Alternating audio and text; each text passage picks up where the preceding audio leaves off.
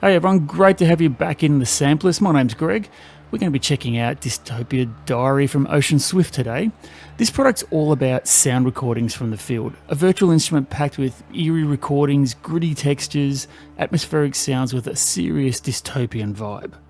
This thing has over 1,800 samples covering everything from radio transmissions to industrial noise and unsettling drones. You get 6 layers to mix and match, plus filters, modulation and effects to really shape your sound. So whether you're recording a dark sci-fi film or you just want to add some edge to your tracks, there's a lot to play with here. It runs in the free Kontakt player. It works really well with NKS2 hardware and even lets you use the raw samples however you want. Right now it's on sale for just €40, down from the normal €60. A big thanks to Ocean Swift for sending over a copy of Dystopian Diary. And additionally, although it's not part of the formal review today, the guys at Ocean Swift have also kindly sent me a copy of their gorgeous Porphyra hybrid synth, which we've reviewed here at the Sampler, so go and check out that video too when you've got a moment. I've used Porphyra in today's composition, so hang around for that. And as we say every time here at the Samplers, this video is all mine and Ocean Swift haven't had anything to do with the making of this video. That's important to us so that you can be confident in the integrity of all our reviews. Hang around to the end because I'll dive into some key presets and I'll put Dystopia Diary to the test in a short composition. If you're into these deep dives on virtual instruments, hit the like and subscribe so you won't miss the next one. Alright, let's get into it. Okay, so I've loaded up Dystopia Diary into Kontakt. Now with regards to the version of Kontakt it's compatible with, I've got version 6, 7 and 8 and I couldn't get it to load in 6 or 7. So I think there's a minimum of Kontakt 8 for this to work. That said, it does work with the free Kontakt player, so you should be good to go if you don't have the full version. Dystopia Diary comes with a number of banks. So there's dreams, drones, indoor, military, outdoor, transport, effective, playable, carpet single and Elmut single. So they're different sort of categories that are almost self-descriptive, if you like. Obviously drones, we all know what they are. Indoor is obviously sounds from the indoor world, military sounds, helicopters and the like, outdoor sounds, animals, creeks, lakes, wildfire and the like. Transport is cars and buses, etc. Playable is a set of sounds that can be pitch shifted, if you like, so you can play it like a traditional instrument, if you like, has a tuneful element about it. Carpet singles is a kind of a grab bag of everything else. Some really interesting sort of categories. We can have a look at them shortly. Elmut single, I've got no idea what that is. It's an unusual name, but sure, we'll get onto it too. In terms of having a look around what the instrument's about, it's not a complex piece of kit here. What we're talking about is 6 different layers of what can be loaded up with individual samples. Let's briefly visit all the tabs that are available. The first one being the main tab. The main tab is a simple animation, cool little animation there. You'll see that glowing ball growing brighter and dimmer to give that dystopian feel. You have 2 different filters that you can select from to change the qualitative values there. These are global across the entire instrument that you have loaded up, and there's also the ability to modify the amp envelope, attack, release, some saturation and volume. The drone is the ability to press a key, and when you release the key, it holds that key. So it's like a latch key, if you like, so you can just let the sound drone. Obviously, if it's deselected, you lift your finger off the keyboard, the sound will cease. The Edit tab is where you'll probably spend the majority of your time. This is where it all happens, where each of the layers are loaded up with various samples, providing you a number of controls to manipulate each of those individual samples. I'll talk more about this page shortly. Heading on over to the effects, you get 4 slots to add your different effects: freak, fuzz, screamers, dirt, bite, color, and the like. You can change them and set them up to however you see fit, and change the controls accordingly. In the options tab, you have an option to set the mod wheel function, which is one of these particular parameters. There's a pitch bend option you can send to change the different pitch bend options. And there is 3 tabs here. The manual just briefly explains what the tool's all about, some credits, and there's a cool little diary, which is a fictitious story that's written by someone who's been lost in a dystopian wasteland starting in the 15th of March 2027 and has a series of diary entries. Have a look to get a feel of what it's all about. So enough chatter about the functions of the instrument itself. Let's have a listen to the main event. Let's go for a library. I'm going to choose Dreams. This one's Abandoned Station number 2. Give your system a moment or two just to load up because some of these samples are quite long. You can see here this first one is 4 minutes long, this one's 11, and this one's 25 seconds, which gives you some unique properties. Let me show you what I mean. So as the sound grows, what happens is obviously those samples that are shortest will complete before the longer ones, but they just loop back seamlessly to the start, giving a repeating cycle of almost endless sound. You can modify each of the different layers from different categories.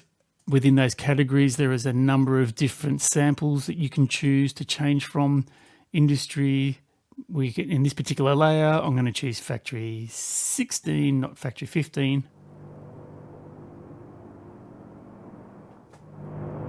Noting too that these are somewhat velocity sensitive. There must be at least 2 velocity layers, I believe, possibly 3. Very soft. A lot harder if you thud the keyboard. Let me mute the mic momentarily. I'll show you a handful of other random selections to give you a flavour of what the library is all about, and then I'll show you some more detail around how some of these features work.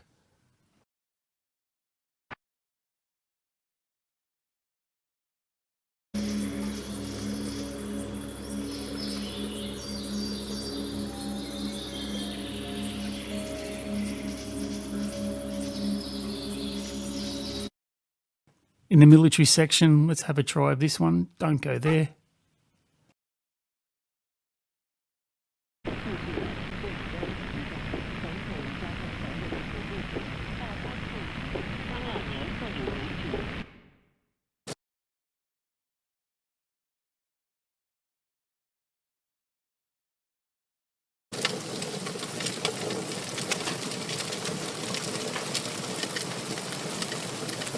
A firestorm.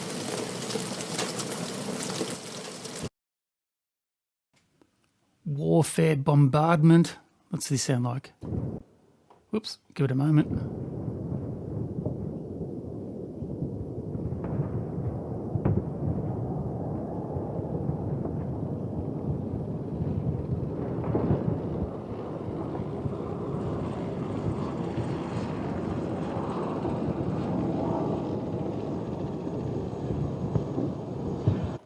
Always worth letting some of those samples really grow, give them a bit of time to breathe. Effective.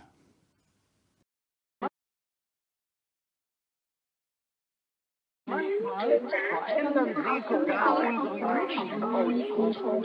Manchen Leuten kann man die Sorgen am Gesicht absehen, dass sie sehr...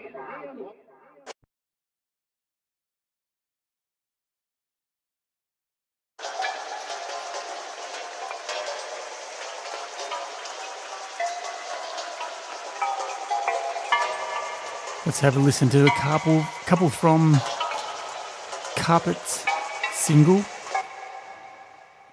Alien Factory.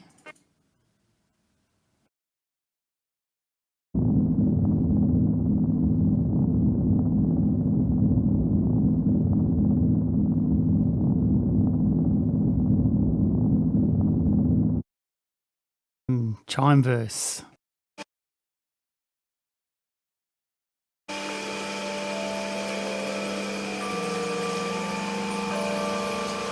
Beautiful ambient chimes.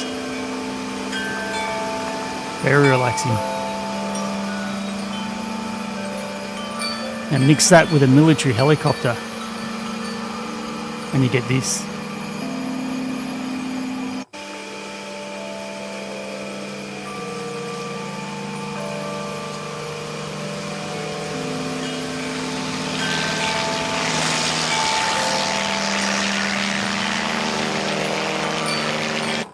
Doesn't that change the tone of what it's all about? And maybe one more from this category. Drone age.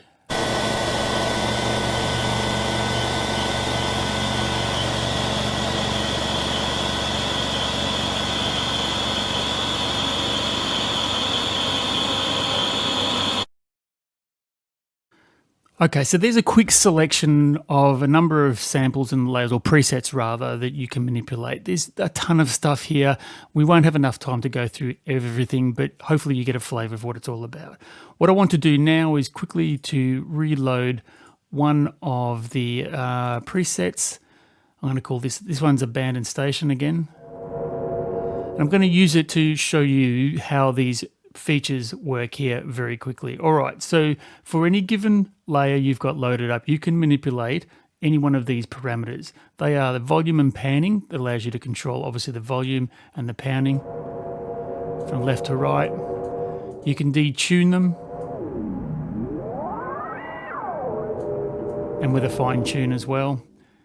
There's a loop setting which allows you to set the start of the loop. There's a little window there, so the loop for their starts, you can do that for each of them, and you can obviously set the ending. I did note actually, unlike the start which has a little black window to display where it starts, it doesn't have the same for the end. Maybe that's an unintentional oversight. They could add a little black window here to show you where the end ends. You can control the filters, high pass filters. Let's put them on here. There's a couple of LFOs. There's a volume LFO and there is a pitch LFO. I'll show you briefly the pitch LFO. You can change the rate and the depth. Let's do it on this one here.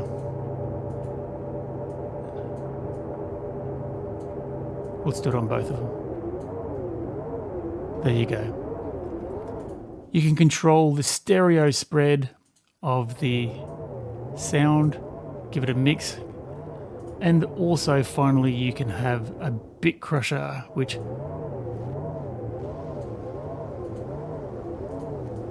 does what it says on the can. Okay, so Dystopia Diary, very cool in and of itself. Lots of content here, lots of field recordings, and plenty of opportunity to manipulate those samples for your every need. Sounds very cool when I play it with you now with a series of presets, but it's really going to shine if we pair it up with a video. For me, it's only when you pair up this tool with its video that they really complement each other and you'll see the power of what this tool can offer. So let's head on over to the DAW and I'll set this up and show you what I've done. I'll show you the composition, and then on the other side of that, we'll wrap up today's video. So here we are in the DAW session. Let me set this up very quickly for you before I show you the composition from end to end uninterrupted. I want to show you how I put this together so you can understand how Dystopia Diary has been used here to add that intensity and atmosphere against an otherwise wordless and soundless video sequence. The video sequence I just constructed together from a series of clips that I found at pexels.com. Head on over there for great resources, great video clips. And I've pieced together something that might amount to something of a dystopian type of narrative. In terms of the sound itself, I've got a preset from Dystopia Diary called Fallout Nuke. If you have a listen to it, With its decay rate in mind, consider radioactive. it's a series of old newsreel or government promotional videos from the Cold War Fallout would be a serious problem in the about the vicinity threats of nuclear explosions war. which occur on Perfect for or what we near the want. ground. Then I've got a main drone. And if I use that, I get this type of thing. Very cool. You can pitch bend it to give it a bit of a creepy feel when you go down a semitone or a minor second.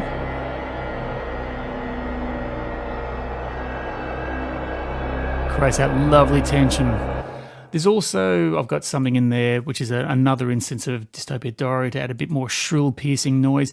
And also what I've added in here is an instance of a taiko drum, if you will.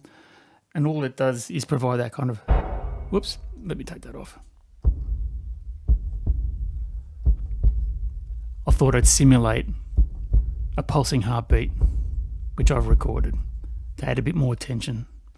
And another cool feature, I've used an instance of Porphyra from Ocean Swift. That's what this looks like, a very cool hybrid synth. Go and check it out too, and I've used that also in the composition. Cool, that's all it is. I've got a series, I've got some sub drops in there, I've got some risers in there. Let's have a look now for this thing from start to finish, and on the other side of it, I'll wrap up today's video. With this decay rate in mind, consider radioactive fallout conditions which might confront us after a massive attack.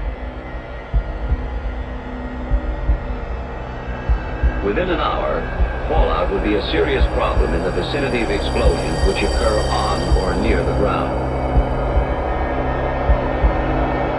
By 7 hours after the attack, the fallout area covers more and more of the country as the prevailing winds expand the fallout in a downwind pattern. 24 hours, 48 hours. Without shelter, millions would face death. A few days later, those who have taken shelter will survive. In many areas, people can even leave shelter for brief periods of time to carry out important tasks. Within 2 weeks, most people can leave their shelters for longer periods as the radioactivity decays to lower levels. The lesson is obvious. We must shield ourselves from radiation through the dangerous period.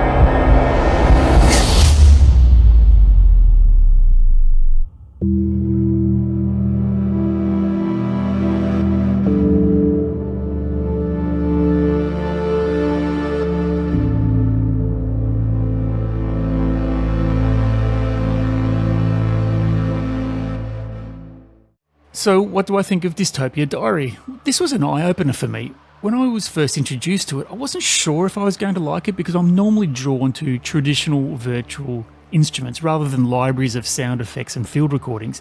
I hadn't until now paid much attention to the art of sound effect design. It's conceptually quite a simple concept. Provide a ton of content, provide a means to load it into Kontakt, into layers, get some controls to shape the sound, and you're good to go. But then the penny dropped when I started to try and write with it using some video. The pairing with the video was the key. Now, that's obvious to anyone who understands these types of FX libraries, but it wasn't to me, not initially at least. With that said, Dystopian Diary is cool. Yeah, lots of dystopian content, plenty of content that would suit game, composition, horror and tension of course, but also there's plenty there for even relaxing, meditative, ambient noise sources from nature. You can simply use the WAV files if you want directly into your DAW session, but it's just as easy to load them up into Kontakt, dial up your parameters, create your sound, hit a MIDI note and record the output. So if you want to add real character and depth to your soundscapes and scores, then Dystopia Diary is going to hit that nail right on the head. And at the current intro price of €40, you could do a lot worse. Keep your eyes out for these guys in future. I look forward to see what they come up with. And that's a wrap for today's video, guys. Thanks for sticking around, and thanks to Ocean Swift for making Dystopia Diary available for today's review. I look forward to their future offerings. And as you head out to enjoy the rest of your day, be sure to show some love and smash the like button and subscribe if you haven't already. It's the best way to stay on top of the ever-changing world of virtual instruments. This is Greg Revell for the Sampleist, over and out.